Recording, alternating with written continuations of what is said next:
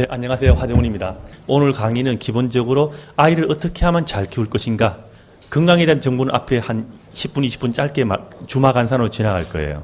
그 다음은 아이를 어떻게 하면 잘 키울 것인가에 대한 이야기를 제가 말씀드리고자 합니다. 우선 기본적으로 돌보기. 자, 오늘도 첫 번째 온 엄마가 뭐냐 하면 1개월짜리 아이를 키우는데 애가 떨어졌다고 봅니다. 1개월짜리는 뒤집지도 못합니다. 단 한 번 침대에 떨어졌을 때 머리뼈가 수박처럼 금이 가는 경우가 있습니다. 애는 올려두지 마세요. 뉴턴의 만류력 법칙을 실험할 생각하지 마시고, 애들은 무조건 높은 데 올려놓으면 떨어지기 때문에 침대, 소파 어디에도 올려두지 마세요. 애기를 자꾸 흔들지 마세요. 세게 흔들면 애들 머리 나빠집니다. 그 다음 문제가 카시트를 꼭 쓰라는 거예요. 특히 신생아가 머리를 못 가누고 허리를 못 가누기 때문에 카시트 안 쓰면 애들이 브레이크 잡을 때마다 머리 나빠져요. 진짜 하버드 갈 애가 서울대밖에 못 가는 수도 생깁니다. 그래서 애들 같은 경우에 머리를 잘 똑똑하게 키우려고 그러면 일단 카시트부터 써가지고 어릴 땐 뒤를 보게 고정하는 것이 애들 두뇌를 보존하는 데 가장 중요한 거예요. 차라리 카시트 안 쓰려면요, 그냥 갖다 굴리세요, 방바닥에. 그게 차라리 더 나을 거예요. 애를 자꾸 이렇게 흔드는 것보다 훨씬 더 위험하니까 카시트 꼭 써야 돼요. 두 돌까지 뒤를 보게 고정하는 겁니다. 잊지 마세요. 옛날에는 돌까지 9kg 그랬지만 이제는 두 돌까지 가능하면 뒤를 보게 고정하라는 것이 가장 기본적인 지침이고, 책들이 다 바뀝니다. 옛날하고 틀려요. 그리고 애들은 엎어서 놀게 해야 돼요. 요즘 많은 사람들은 무슨 기구를 쓰려고 그러는데 애들은요, 그냥 방바닥에 뒹굴르고 평소에는 엎어놓고 이렇게 배대고 놀게 하는 그런 것들이 애들 근육 발달에 상당히 좋습니다. 그래서 애들 엎어서 놀게 하면 되고요. 수온 체온계 쓰지 마세요. 수온 체온계는 체온계 한 개만 떨어져도 애들 방바닥에 떨어졌을 때 수온 중독을 일으킬 수 있습니다. 한 개만 가지고도. 그래서 절대 수온 체온계를 쓰면 안 되고 기고막 체온계 쓰는 것 정도로 충분합니다. 자, 그리고 뻥 까자 주지 마세요. 애들한테. 애들 막 씹으면요, 애들 가루가 날릴 수 있습니다. 그게 폐로도 갈 수 있어요. 그렇기 때문에 여러분 애들한테 한 두 돌 이전에 애들한테 과자를 준다. 내 입에다 한 5개 집어넣고 와사와사 씹어보세요. 그래서 기도로 뭔가 넘어 들어온다. 그러면 그 과자는 애들한테 주면 안 돼요. 씹어서 가루 날리는 건 절대 주지 말고요. 돌 전에는 꿀을 주면 안 됩니다. 특히 엄마들이 뭐 무중탕하거나 배중탕하거나 이렇게 해서 기침 억제할 목적으로 사용하는 분들이 있는데, 돌 전에는 절대 꿀을 주면 안 되고요. 끓여도 안 되고 요리에 넣어도 안 됩니다. TV는 두 돌까지 보이지 않는 것이 원칙입니다. 예전에는 애들한테 TV를 보이지 말라고 했습니다. 그런데 이제는 TV를 보이지 말라가 아니고 TV를 켜놓지도 말라고 합니다. 그 제일 중요한 이유는 두 가지가 있습니다. 첫 번째, TV를 보게 되면 우선 애들은 상호작용에서 두뇌가 발달합니다. 그래서 내가 엄마 얼굴을 봤을 때 엄마가 나를 보고 웃습니다.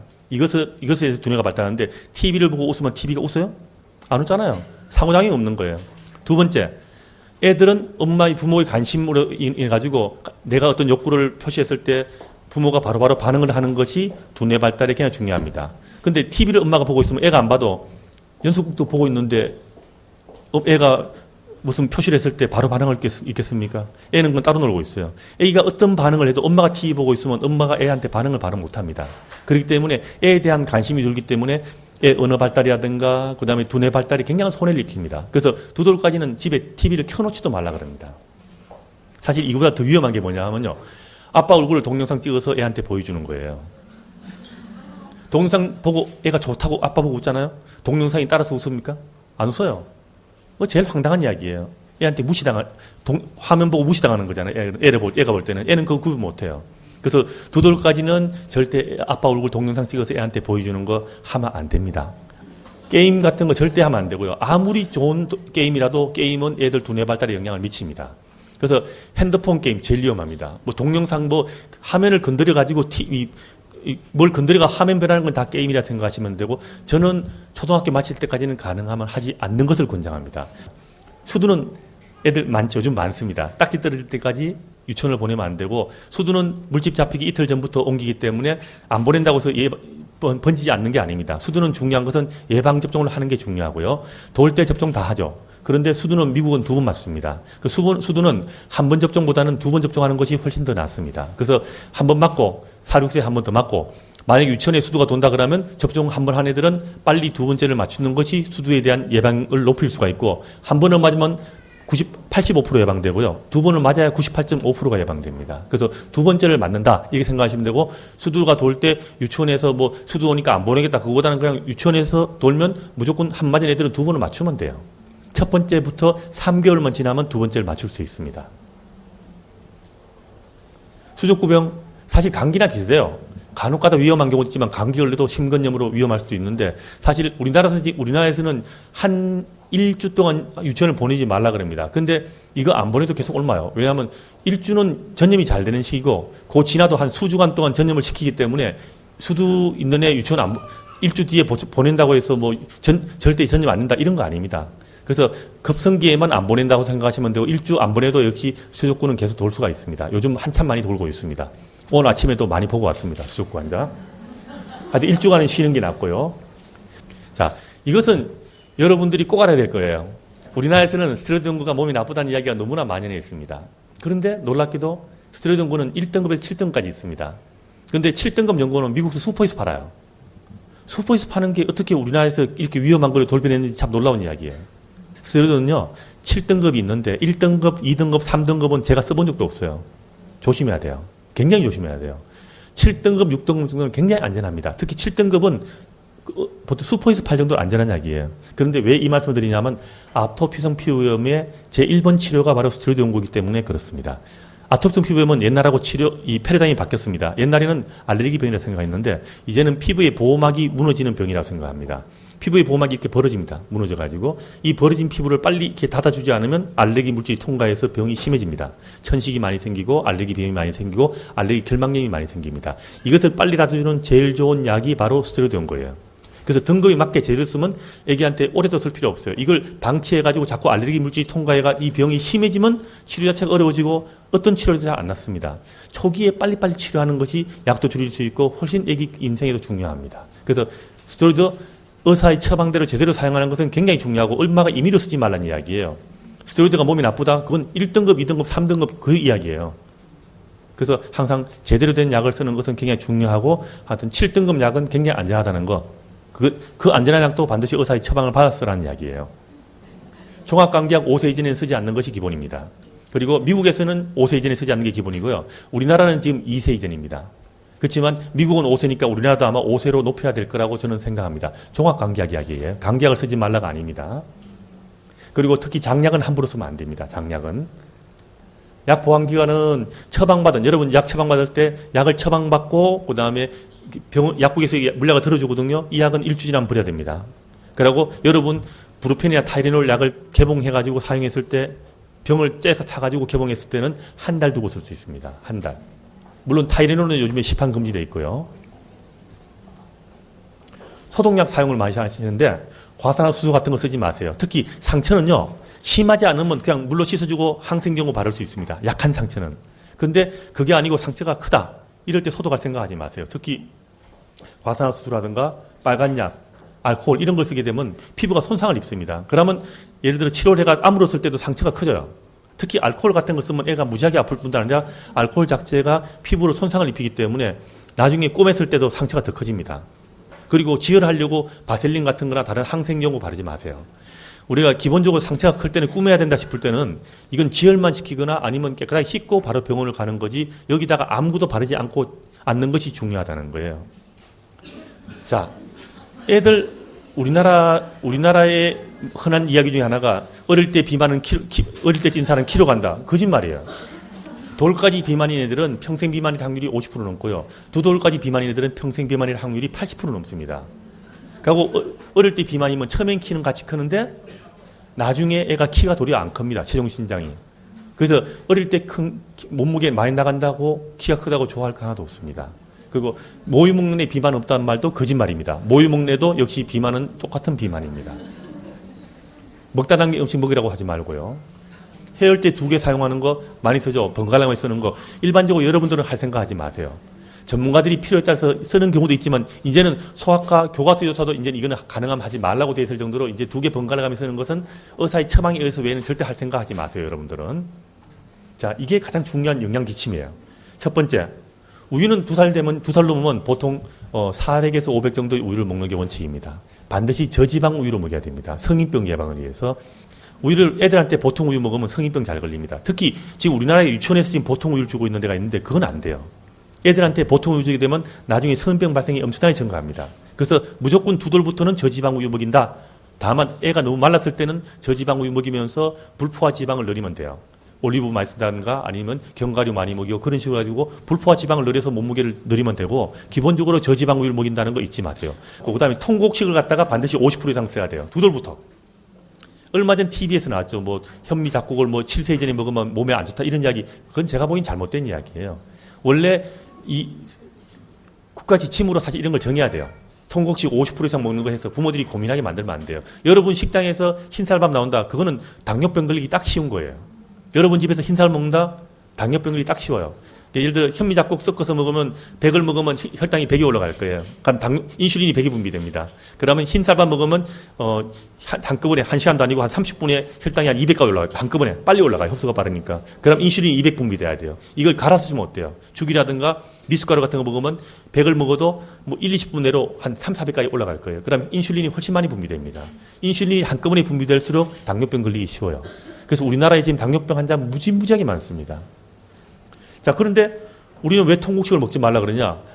일부 애들 보니까 배 아픈 애들 보니까 통곡식 먹었다 이거예요. 아니, 그건 말도 안 되는 이야기예요. 우리나라 원래 옛날에 먹었던 음식이 뭡니까? 디딜방아 찍으면 나오는 게 현미의 백미예요. 현미가 나와요. 우리 옛날에 현미도 못 먹고 자랐어요. 전부 잡곡 먹었잖아요. 그러니까 우리는 옛날부터 현미를 먹고 잡곡을 100% 먹었던 민족이 우리 민족이에요. 그런데 어느 날 갑자기 백미 먹은 민족으로 변했어요. 그거 아니에요. 여러분 다 적어도 50% 이상의 현미 잡곡을 섞어 먹어야지 당뇨병이 적게 걸립니다. 이게 두 번째 중요한 거고요. 세 번째는 애들은 고기를 매일 줘야 되고 어른들은 고기를 일주일에 한두 번도 많아요. 여러분들은 일주일에 한두 번 먹고 애들은 고기를 매일 줘야 돼요. 그리고 생선은 여기서 임신, 출산까지 할 애들, 여자들까지 전부, 나이까지는 전부 생선을 일주일에 2번 넘기지 않는 게 좋습니다. 애들 생선 매일 주면 안 돼요. 일주일에 두 번 정도가 맥시멈이라 생각하시면 되고요. 그것도 가능하면 오염이 적은 물고기, 크지 않는 적은 물고기를 먹는 것이 더 낫다고 저는 생각합니다. 그리고 이거는 많이 알죠. 짜게 먹지 말라. 짜게 먹지 말라 해서 가장 중요한 게 뭔지 아세요? 어른들 경우는 국을 먹지 말아야 돼요. 왜냐하면 국이 소금 함량이 많으니까. 애들 같은 경우는요. 짠 습관을 들이지 않게 해서 국보다 더 위험한 게 뭐냐면 김치하고 된장이에요. 이게 더 짜요. 짠 걸 먹으면 짠 식습관이 듭니다. 그러면 김치를 먹어야 건강한데요 라고 말씀하시는 분인데 김치 담아보지 않는 분 같아요. 김치를 담을 때 소금 어떻게 넣습니까? 그죠? 한 움큼 집어넣어요. 굉장히 소금이 많이 들어갑니다. 씻어서 먹는다고요? 씻어서 먹어도 소용없어요. 김치는 씻어도 김치예요. 소금이 너무 많이 들었기 때문에 그 짠 음식에 먹는 습관을 들이게 되면 애들은 계속 짜게 먹게 됩니다. 그래서 어릴 때 김치 먹는 것은 가능한 피해야 되고요. 채소 좋습니다. 그럼 샐러드 같이 만들어 먹는 게 좋고 애들한테는 김치보다는 샐러드처럼 만들어 먹거나 아니면 야채를 데쳐가지고 주거나 그런 식으로 하는 게 애들한테는 훨씬 더 건강에 좋습니다. 자, 그리고 채소나 과일은 무지개 빛깔로 먹이는데 중요한 것은 과일이 문제입니다. 자, 우리나라 과일 중에서 제일 많이 먹이는 게 뭔가요? 사과, 배, 바나나. 사과, 우리나라 사과하고 외국 사과하고 먹어본 적이 있습니까? 너무 달아요. 우리는 당도가 높은 걸 좋은 과일이라 말하는데 사과들이 평균 당도가 15브릭세가 15%가 넘어요. 신고배 같은 건 무지무지하게 답니다. 자, 제가 여기에서 설탕을 갖다가 4봉지를 까가지고 입에 털어넣으면 어때요? 뭐 황당하게 보겠죠. 뭐 저런 이상한 사람이 다 있냐 그러겠죠. 여러분 신고배 같은 거 당도 한 20% 넘는 거 한 100g짜리 뭐 이거밖에 한 쪼가리 아니에요. 제가 한 쪼가리 먹고 있으면 이상하게 안 보일 거 아니에요. 그게 설탕 4봉지가 들어있는 거예요. 그게. 사과 15%짜리 당도는요. 15%는 3봉지예요. 뭐 사과도 별반 차이 없죠. 4봉지나 3봉지나. 한 봉지만 틀어 먹어도 이상할 건데 그죠? 100g이 얼마 될까요? 이거밖에 안 돼요. 100g 한 쪼가리 반밖에 안 되잖아요. 그거 먹어도 설탕 3봉지라니까요. 우리나라 사과는. 너무 달아요. 그래서 여러분도 다이어트 하면서 과일 많이 먹는다? 넌센스예요. 우리나라 과일은 안 돼요. 토마토는 한 5%, 7% 정도 됩니다. 토마토는 괜찮고 딸기도 보면 우리나라 딸기는 너무 달아요. 그래서 덜 단 과일을 먹는 게 더 낫다 이거예요. 과일을 먹을 때는. 자, 그리고 외국에서는요. 이유식 할 때 처음부터 화이트아웃, 흰 쌀로 만든 이유식 먹지 말기 운동을 하고 있어요. 외국에서는. 그래서 거버 이유식에 보면 어떻게 돼 있냐면 거버 이유식에는요. 현미 이유식이 있습니다. 그런데 우리나라에서 현미 먹지 말자 그러는 게 말이 안 되는 거죠. 그죠? 현미는 원래 어릴 때 이유식 초기부터 먹을 수 있고 돌쯤 되면 적어도 20, 30% 먹고 있어야 되고 두 돌 되면 50% 이상의 현미 잡곡을 먹고 있어야 돼요. 그 건강에 위한 가장 중요한 지침이에요. 저지방 우유 짜게 먹지 않고 그다음에 애들 같은 경우에 현미 잡곡 50% 섞고 이런 것들이 여러분도 다 지켜야 되고 애들도 지켜야 되는 건강 지침 제일 중요한 거라 이거예요. 불과 10년, 15년 전에 산부인과에서 욕을 많이 먹었습니다. 왜? 이틀 동안 24시간 모자동치를 안 하는 거예요. 그래서 나라가 뒤집어졌어요. 24시간 모자동치 합시다 하고 난리 났습니다. 그런데 요즘은 어찌된 이야기인지 갑자기 산후조리원에 가서 2주 동안 엄마들이 애를 갖다가 24시간 모자동치를 안 하고 맡겨놓고 에어로빅 하고 있어요. 애들은요, 엄마가 24시간 아기를 봐야 돼요. 특히 엄마 뱃속에 편하게 살다가 나와가지고 엄마의 사랑이 가장 필요한 시기가 바로 신생아 1개월간이에요. 1개월간. 1개월간은 무조건 24시간 모자동치를 해야 돼요. 산후조리원 가지 말라가 아니에요. 가세요. 가는데 아기는 무조건 24시간 모자동치를 해야 돼요. 이 시기가 아기한테 애착 형성이 가장 중요하고 애들은 사랑을 느낄 때 가장 두뇌가 많이 발달하고요. 사랑을 많이 받는 애일수록 사랑스럽게 변합니다. 엄마가 애의 행동을 예측 가능합니다. 그런데 엄마가 남한테 맡기기 시작하면 예측 가능한 행동이 안 나타나요. 특히 애들은 배고플 때 바로바로 먹여야 돼요. 오물오물거리고 먹으려고 할 때 줘야 됩니다. 그러면 애가 다음에 또 배고플 때 똑같은 행동을 하고 이게 며칠 반복되면 그 다음부터는 배가 고플 때 울기보다는 똑같은 행동을 해서 자꾸 달라고 합니다. 5분, 10분 동안 계속 그래요. 그런데 만약에 산후조리원 맡겨놨을 때 달라고 했을 때 안 주고 울 때 주잖아요. 그러면 얘가 몇 번 달라고 해도 안 주고 울 때 주면 다음부터는 오물오물 안 하고 바로 울어버려요. 얼마나 키우기 황당했어요. 열심히 우는 애하고 애가 계속 먹으려고 뭐 달라고 오물오물 하고 며칠만 지나면 사랑스러운 정도가 탁 차이 납니다. 그래서 아기를 갖다가 24시간 모유동치를 하는 것이 특히 모유수에 6시간 동안 뛰어넘으면 거의 불가능해져요. 모유를 짜서 먹이면 모유수 다 실패합니다. 애착 형성을 위해서라도 반드시 24시간 모유동치를 해야 된다. 이게 두뇌 발달하고 아주 밀접한 연관이 있습니다. 이게. 그리고 이 애착 형성은 나중에 애들 학업 성취하고도 굉장한 연관이 있다는 거 조금 이따 말씀드릴 거고요. 그리고 산후조리 할 때 누워 있으면 안 돼요.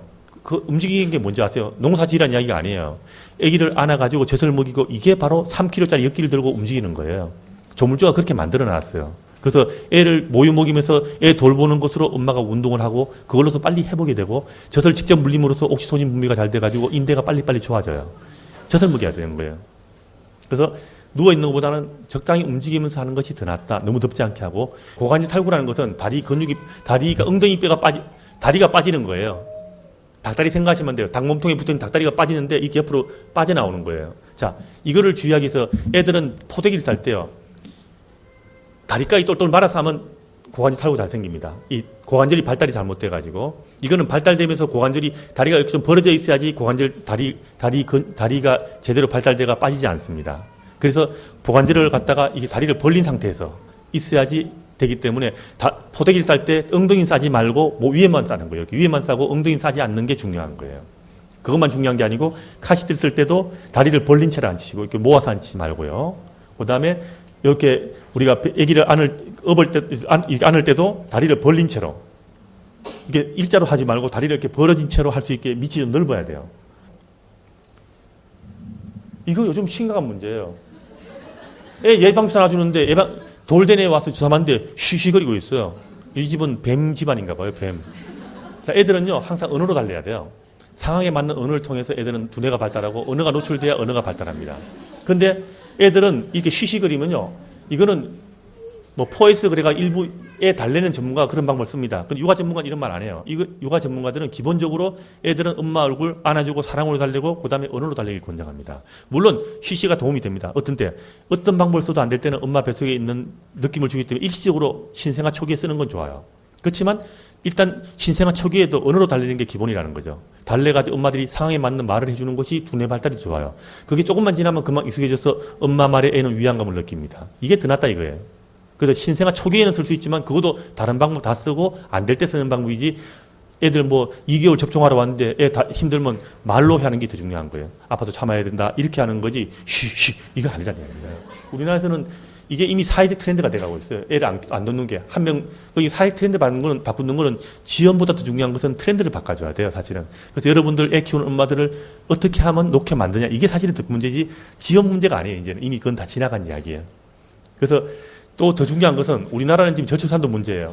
앞으로 몇십 년 뒤에는 대한민국이 존재하지 않는다 그러는데 가장 중요한 것은 양보다 질이에요. 사실은 저는 이게 더 문제라 생각하기 때문에 사실 이런 강의를 제 건물 빼먹고 여기 와 있는 거예요. 애 키우는 걸 질 높게 키우는 게 중요한데 아무도 관심 없어요, 지금 이거는. 그래서 애를 키운다는 건 굉장히 중요한 건데 부모도 바뀌는 거예요. 그래서 항상 육아에서 제일 중요한 것은 부모가 애들을 사랑으로 키워야 된다. 모든 육아책에 다 나오는 거예요. 우리는 산후조리원 첫 시작부터 안 되고 있어요. 어떻게 하면 좋아요? 이게 이론이라고 생각하죠? 이론 아니에요. 애들이 부모의 사랑을 받고 자라면 사랑을 받은 애들은 사랑스럽게 변해요. 그러면서 사랑스러운 애한테는 엄마가 관심을 더 보이고 관심을 더 보일수록 애들은 머리가 좋아지고 더 똑똑해집니다. 사랑을 느끼게 만들어주고 사랑을 느껴야 신뢰가 생기고 신뢰가 생겨야 애들은 두뇌가 발달합니다. 신뢰가 되지 않으면 애들 두뇌 자체 발달 자체가 안 돼요. 그래서 사랑을 주는 게 굉장히 중요한 거예요. 그래서 사랑하는 게 첫 번째예요. 두 번째는 맨날 나오는 이야기지만 애들은 엄마가 애들 욕구에 대해 바로바로 민감하게 알아차려야 돼요. 우리 우울증 있는 사람들이 애를 잘 못 키웁니다. 왜 못 키우냐? 우울증이 있으면 애들이 변화를 잘 몰라요. 애가 울어도 별로 신경 안 씁니다. 그러면 애들이 다 우울해져요. 똑같이. 그리고 애들이 반응이 느려지고 나중에는 내가 원하는 것에도 울지도 않아요. 그런데 이 민감성이 사라지게 되면 애에 대해서 반응이 떨어지면 아까 말했지만 애들이 상호작용에서 두뇌가 발달하는데 TV 켜지 말라 그랬잖아요. TV가 보고 있으면 엄마가 반응이 느려져요. 이 민감성이 떨어지면 애가 두뇌 발달이 잘 안 됩니다. 그래서 애를 키울 때는 엄마가 바로바로 보면서 눈에 딱 보면서 애에 대해서 바로바로 반응을 해야 돼요. 웃으면 같이 웃어주고 애가 찡얼거리면 우리 애기 안아주고 이런 것들이 두뇌를 발달시키는 거예요. 그리고 신속하게 애가 우는데 엄마 잠깐만 있어봐 그리고 딴 거 하고 있다가 안 되죠. 바로 해줘야 돼요. 그래야지. 애가 배고파서 바로 보이면 바로 젖을 먹여야 돼요. 그래서 첫 1주, 2주가 애들 인생에서 굉장히 중요한 시기예요. 사실은. 그리고 정확한 반응. 애가 찡얼거리는데 배고파서 우는데 밥을 먹이잖아요. 힘들어서 울면 달래야 돼요. 졸려서 울면 재워야 돼요. 우리나라 엄마들은 세 가지 경우에 다 젖을 물립니다. 그러니까 이게 황당한 이야기 벌어지고 있는 거예요. 이게 다 육아의 가장 기본 원칙이에요. 우리는 지금 이게 실행이 안 되고 있어요. 이게 적어도 돌까지가 제일 중요해요. 이건 신생아 이야기 아니에요. 돌까지는 다 이게 제일 중요하고 일관성 있게. 어떤 때는 밥을 바로 주다가 어떤 때는 밥을 안 주고 아빠는 이렇게 하고 엄마는 저렇게 하고 일관성이 없으면 애가 헷갈려요. 두뇌 발달이 완전 엉망이 됩니다. 제가 사실은 강의할 때 이걸 제일 지금 강조하고 싶은 거예요. 애들은 원래 동글동글하게 키워야 돼요. 애들 원만하게 키우는 게 제일 좋습니다. 그렇게 하기 위해서 아까 전에 말씀드린 그런 사랑이 중요하고요. 애들은 사랑만 가지고 자랄 수가 없어요. 사랑과 절제 같이 있어야 돼요. 애들은 항상 일정하게 틀을 잡아줄 때가 애가 제일 편안하게 잘 자랍니다. 태어나가지고 애가 어떻게 살아가는지 모를 때 엄마가 잠은 이렇게 자야 돼. 엄마 말 들어야지. 앉아서 먹어야지. 딱 가르쳐주면 애들이 그대로 따라합니다. 그러면 일이 쉬워져요. 생활이 일정한 틀을 잡아가고 우리는 지금 부모 근이 없는 부모 너무 많아요. 애들 키울 때는 부모가 집안에서 어른들이 근위가 있어야 됩니다. 그래서 엄마 말 들어야지 이게 돼야 돼요. 요즘에 엄마들 중에서 애들한테 말 높이는 사람이 있습니다. 자, 언어란 것은요. 언어를 통해서 사회적 지위가 한국어는 그래요. 한국어는 사회적 지위를 정합니다. 내가 말을 높이면 상대편이 나보다 높은 사람이에요. 부모가 존댓말을 가르치기 위해서 존댓말 한다? 그건 한국어에서는 아니에요. 최소한 그거는 애들한테 존댓말을 하게 시범을 보일 수 있지만 내가 애들한테 평상시에 존댓말 쓰는 건 아니라 이거예요. 그거는 애한테 나한테 존댓말 쓰게 해야 돼요. 그것도 역시 근위에서 문제가 되고 애들한테 맨날 우리나라 엄마들은 맨날 예방선 올 때 아이고 미안해 그러잖아요. 미안한 게 어디 있습니까? 내가 돈 들이고 시간 들이고 애 놔주고 감사합니다 그러게 만들어야 되는데 우리는 부모가 당당하지 못해요. 당당하지 못하니까 애들은 그 느낌을 제일 먼저 알아가지고 엄마가 나한테 뭐 잘못한 것처럼 생각해요. 맨날 짜증만 부리고 엄마 뭐 해줘도 고맙다 생각도 안 하고 하나 잘못하면 내 인생의 걸림돌이 가지 않습니까? 그게 우리나라 애들이 지금 항상 사랑을 넘치는 애착 형성이 잘 되고 이렇게 항상 애하고 관계가 좋아야 됩니다. 그래서 이런 가족 관계가 돌까지가 제일 중요한 거예요. 이거는 물론 이것도 지금 깨지고 있어요. 우리나라에서는. 왜냐하면 맞벌이 하면서 사랑 이런 것보다는 자꾸 남한테 맡기려고 그러는데 중요해요. 이거는 맞벌이 하더라도 집에 들어온 시간에서는 이걸 똑같이 해야 돼요. 맞벌이 한다고 해서 애를 잊어버리는 거 아닙니다. 맞벌이는 그만한 시간을 갖다가 내가 낮에 못 보기 때문에 집에 와서는 이걸 더 잘해야 돼요. 그래야 이거는 필수적이니까. 그 다음에 이게 되고 난 다음에 이제 가족을 넘어서 돌쯤 지나면 그 다음부터 뭐가 중요하냐면 1대1. 이게 뭡니까? 1대1은요. 1대1 인간관계를 배우라는 이야기예요. 애들은 가족 간의 관계를 넘어서 가지고 1대1. 남하고 인간관계를 맺는 게 제일 중요해요. 이게 사회로 나가는 첫 단계입니다. 가족을 넘어서서 1대1 인간관계 맺는 거. 이게 3살까지 가르쳐야 되는 가장 중요한 기술이고 이게 평생을 좌우하는 기술입니다. 이게 얼마나 힘드냐면요. 여러분 돌짜리 애들 둘이 같이 나와보세요. 애들이 이렇게 니캉니캉하고 놉니까? 아니에요. 따로 놀아요. 이게 평행놀이를 한다 그러죠. 그만큼 애들은 같이 니캉니캉이 안 돼요. 서로. 배려도 안 되고 상대편을 이해할 수 없어요. 이걸 맨날 같이 있으면서 한 번 또 보다가 따라하다가 한 대 쥐어받고 또 따놀고 이렇게 합니다. 그러면서 애들은 그게 1년 반 정도 지나면서 애들은 이제 니캉니캉이 되는 거예요. 이렇게 해서 애들이 인간관계를 배우는데 거의 1년 반 이상이 걸려면 애들이 싸우고 타협하고 화해하는 이런 수많은 과정들을 애들이 어릴 때 저절로 배우게 됩니다. 이게 인간관계를 맺는 데 가장 중요한 기본이에요. 기본. 그게 잘 되면 어떡하느냐. 애들 같은 경우는 이렇게 삼각관계를 배워야 돼요. 둘 하고 난 다음에 그 다음에 셋이 올려 놀게 합니다. 여러분 어떤 사람들은 둘이 있을 때 잘 지내다가 한 명만 듣기가 세 명만 되면 꼭 싸우는 사람이 있습니다. 그죠? 여러분 많이 봤을 거예요. 그게 세 명이 올려가 사는 걸 배우지 않는 사람들은 꼭 한 명만 더 있으면 싸워요. 둘이 있으면 잘 지내요. 진짜 둘끼리 잘 지내는데 그게 어릴 때부터 그렇게 노는 걸 가르쳐야 되는 거예요. 그 다음에는 둘 해가지고 편을 먹고 노는 거. 이것도 역시 또 배워야 되는 기술이에요. 이까지가 굉장히 중요한 기술입니다. 이거는 여러분들이 아기를 유치원에 보내서 배우기가 쉽지 않는 기술이에요. 이거는 개인 관계에서 애들이 어릴 때 가르쳐야 되는 가장 중요한 기술이고, 물론 어떤 애들은 유치원을 가서 배울 수 있습니다. 모든 애가 다 그렇게 되는 게 아닙니다. 그게 집에서 부모가 애들하고 놀게 가르치거나 아니면 가족에서 옆집 사람하고 놀게 하는 거. 그래서 사회라는 것은요, 지역 사회가 없는 사회라는 건 존재하지 않습니다. 동네 옆집 사람하고 놀고 동네 애들하고 놀고 이게 있어야지 사회가 발전하는 거예요. 미국 소아과학회가 애들을 키울 때 두뇌 발달에 가장 중요하다고 강조하고 애들 키울 때 가장 강조하는 게 뭐냐 하면 애들은 통제받지 않고 애들끼리 마음껏 뛰어놀게 하라는 게 가장 중요합니다. 이게 두뇌를 발달시키는 두 번째 중요한 거예요. 놀게 하라. 이걸 능가하는 건 아무도 없습니다. 놀이라는 것은 애들이 인생에 제일 중요한 거예요. 그래서 1대1 인간관계를 놀면서 또래랑 놀아야 돼요. 같은 나이 애들하고. 그러면서 매일 같이 놀아야 돼요. 이거 매일 놀아야 돼요. 며칠 지나면 내가 얘한테 한 대 때렸던 기억도 안 나요. 같은 애랑 놀아야 돼요. 친구란 건 오늘 만나네 내일 또 보고 싶고 해야 되는데 이게 새로운 애라고 계속 만나면 1대1 인간관계의 연속성이 없어집니다. 그래서 같은 애랑 매일 만나는 게 굉장히 중요하고, 그러고 5살 많은 애하고 놀면 어때요? 그거는 친구 또래가 아니에요. 맞수가 아니에요. 맞수가 있어야 돼요. 같이 싸우고 하야하고 이게 돼야 되는데 모든 거 다 양보해주는 애하고 있으면 1대1 인간관계가 안 됩니다. 내가 인간을 사귈 때 힘든 일을 겪어봐야 내가 도전을 하고 극복을 할 수 있는데 도전 자체가 안 되는 거예요. 두뇌가 발달하면 도전을 해야 돼요. 도전하고 극복해야 되는데 인간관계에서도 수많은 도전과 극복이 벌어집니다. 그런데 그 도전과 극복이 우리나라에서는 지금 이제 애들 1대1 인간관계가 안 되니까 그걸 어릴 때 못하는 거예요. 애들끼리 놀고 위험할 때만 들어가서 통제하지 절대 행동을 통제하지 말라는 거예요. 이게 두뇌 발달이 가장 중요하고, 애들은 놀면서 자기 스스로 룰을 만들면서 역할놀이를 합니다. 이게 두뇌 발달에 무지무지하게 중요한 거예요. 그래서 마음껏 뛰어놀아야 돼요. 우린 지금 보면 5살까지 노는 것보다 뭔가 지금 가르치려고 합니다. 지식은 100년 가르쳐봐도 소용없어요. 살아가는 지혜를 가르쳐야 돼요. 엄마가 친구를 안 사귀고 마음을 닫아놓은 상태에서 이제는 애들을 어떻게 하면 사회적인 인간이고 협동할 수 있는 인간이고 남들과 조화를 이룰 수 있는 인간, 이런 거. 그러고 모든 애가 다 천재가 아니기 때문에 사회에 맞는 인간으로 키운다는 게 중요합니다. 그런 것들은 다 노는 걸로 이루어지는 거예요. 놀게 해야 된다는 거예요. 그래서 협동, 창의력 이런 것들은 다 어떻게 하느냐. 옛날에 원래 다 놀았어요. 소꿉장난, 역할극이에. 다 소꿉장난 그게 뭐 때문에 하냐 그러지만 실제로 그게 애들 키우는데 굉장히 중요한 역할이고, 애들한테 상대편을 이해할 수 없으면 소꿉장난 할 수가 없어요. 상대편을 배려하지 않으면 소꿉장난 안 됩니다. 이런 걸 하면서 애들은 두뇌가 발달하고 애들은 제일 중요한 건 자기 통제력도 생깁니다. 그러면서 이런 조리가 중요한데, 이거는요 원래 다 하던 거였어요. 옛날에. 그다음에 맞벌이 부모들은 절대 미안하다 소리 하지 말고 항상 당당해야 돼요. 내가 해주는 거에서 너희들이 나한테 감사해야지라고 하게 해야 됩니다. 그리고 부모가 존경받을 자세가 안 돼 있으면 절대 존경하지 않습니다.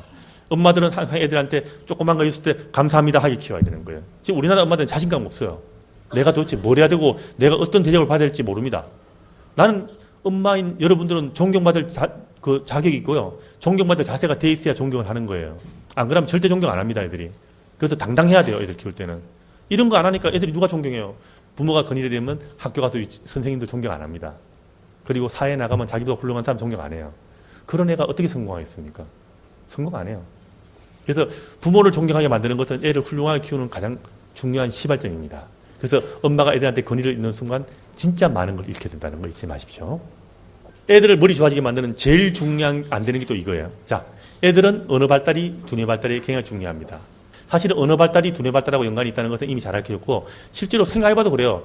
언어 발달에 제일 중요한 건 말을 듣는 거예요. 어릴 때 대화를 많이 들은 애들이 언어가 발달하고, 언어를 발달하면서 사고력이 증가되고 머리가 좋아집니다. 기본입니다. 이 언어 발달이 가장 중요한 것은 뭐냐? 애기한테 엄마 하는 말하고 엄마 아빠의 대화는 달라요.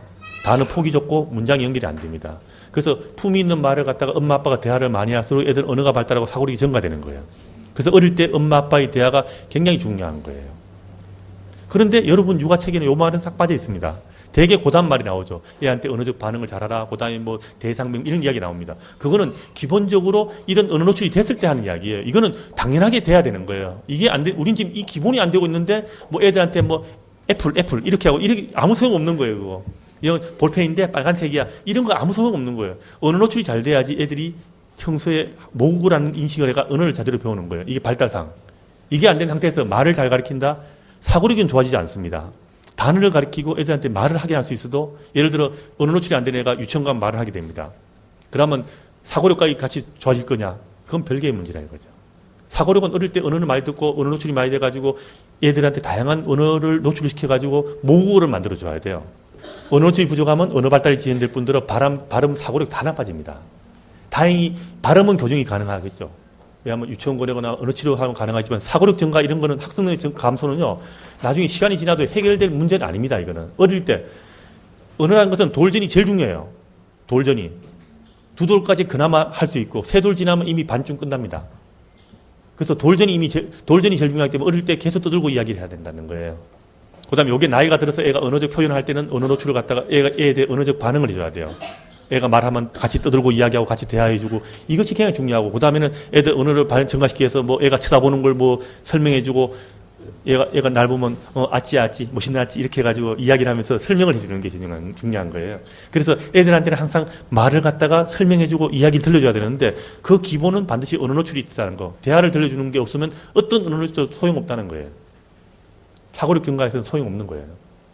애를 똑똑하게 키우고 싶죠? 자, 이제 여러분들이 하나 보게 되는 게 바로 애들 통제력을 키우라는 거예요. 통제력을 키운다는 것은 쉽게 이렇게 하면 돼요. 내가 놀고 싶은데 내가 앉아서 공부하고 싶다. 이렇게 공부해야 된다. 이걸 앉아서 공부하게 만드는 게 바로 통제력이에요. 이거 통제력을 키우는 가장 중요한 것은 애들 놀게 하는 거예요. 역시. 애들은 놀면서 집중을 하고 집중하게 놀면서 애들은 통제력을 키우고 그 다음에 놀이를 할 때 룰을 정해서 놀게 하면 애들이 통제력이 커집니다. 룰을 어길 수 없으니. 어기면 못 노니까. 옛날에 우리 소꿉장난 할 때 너 그렇게 하지 말라 그랬지. 그럼 알았어. 또 따라하잖아요. 애들은 룰을 정해놓고 놀면 자기들이 스스로 통제를 만들고 룰을 지키면서 살아갑니다. 놀면서. 그래서 보통 세 돌 정도 되면 잘하죠. 그죠? 그래서 나오는 이야기가 마시말로 이야기가 여러분들이 항상 나옵니다. 스탠포드 대학에서 옛날에 81년도에 이게 마시말로 이야기를 발표했습니다. 이 사람은 이때 한 게 아니고 66년도에 이미 벌써 여기 653명을 갖다가 마시말로 스타디를 했습니다. 어떻게 했느냐? 마시말로를 주고 너가 내 다음에 들어올 때까지 안 먹고 버티면 마시말로 한 개 더 주겠다라고 이야기했습니다.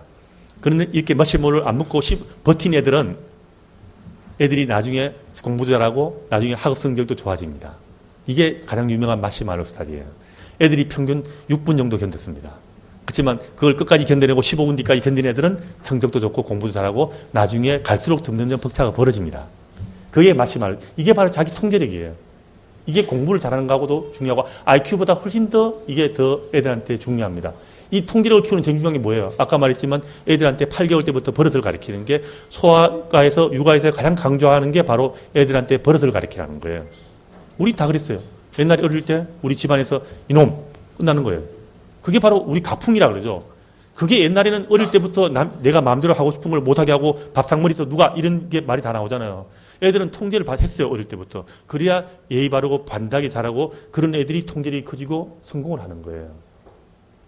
어떤 조건을 만들어주면 애들은 더 성격이 증가된다는 거예요. 중요한 것은 보상받게 될 두 개를 더 생각하게 하면 애들이 더 못 견뎌요. 너 공부 잘하면 나중에 마누라 좋은 사람 아니 미인 없고 이렇게 하면 이건 더 깡이라 이거죠. 공부 열심히 하면 대학 잘 갈 수 있다. 이런 걸 자꾸 강조하게 되면 애들은 더 못 견딘다 이거예요. 그러니까 이런 것들이 다 요즘에 나와 있는 연구들이 다 이런 연구가 있습니다. 그런데 가장 중요한 것은 최근에 나온 이야기들이 있죠. 자, 애들한테 이 후속 스타디인데 한 4세 된 애들한테 28명한테 반 나눴습니다.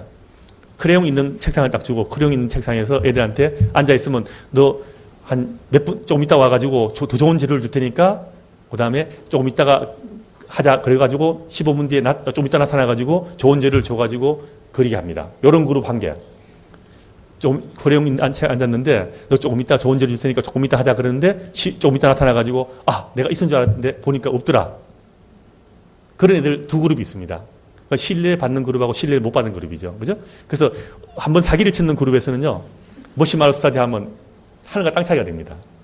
신뢰를 준 그룹에서는 애들이 잘 기다립니다. 신뢰를 안 주고 한번 조금 있으면 좋은 거 줄게 하고 안 줘가지고 그냥 그걸로 그냥 그리라 했는 그룹에서는 형편없이 떨어집니다. 통제력이 완전히 제로가 되는 거예요. 어릴 때 부모가 애들한테 주는 신뢰라는 게 이렇게 큰 차이가 납니다. 그래서 어릴 때 애들 키울 때 항상 부모가 거짓말 하지 말고 애들한테 신뢰감 갖고 대화를 많이 하고 애의 느낌을 사랑을 가지고 애한테 항상 많은 사랑을 주면서 많은 교감을 하고 길을 열고 마음을 열게 해야 돼요. 길을 열수록 애들은 마음을 열고 대화를 많이 하고 사랑을 느끼고 합니다. 엄마가 입을 열수록 애는 마음을 닫아요. 엄마가 길을 열고 항상 들어주면서 사랑을 나눌 수 있는 것이 바로 굉장히 중요하고 애들은 마음껏 놀게 하세요. 그래서 오늘 강의는 여기까지 하겠습니다. 애들 잘 키우세요.